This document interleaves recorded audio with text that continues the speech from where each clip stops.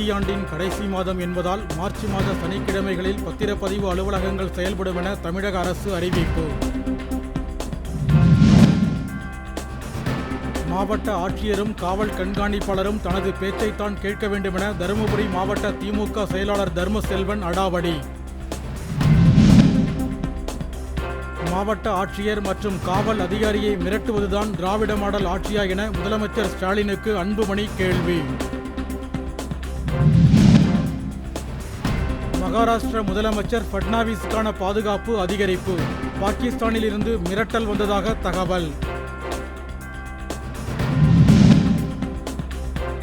அறிவியல் கண்டுபிடிப்புகள்தான் நாட்டை வளர்க்கும் என முதலமைச்சர் ஸ்டாலின் கருத்து.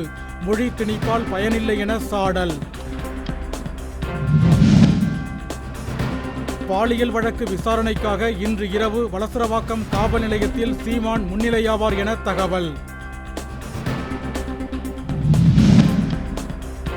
ராணுவ வீரர்களுக்கு வழங்கப்படும் மதுப்புட்டிகளை வீட்டில் பதுக்கிய புகாரில் விருதுநகர் மாவட்ட அரசு பேருந்து ஓட்டுநர் ஆழ்வார் பணியிடை நீக்கம்.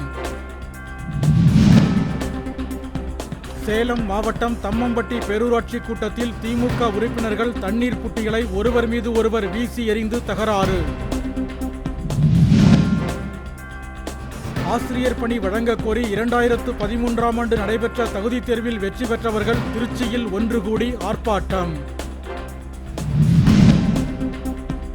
ராணிப்பேட்டை மாவட்டம் வாலாஜாவில் ஒரு பிரியாணி வாங்கினால் ஒரு பிரியாணி இலவசம் என்ற அறிவிப்பை வெளியிட்ட கடையில் மக்கள் கூட்டம்.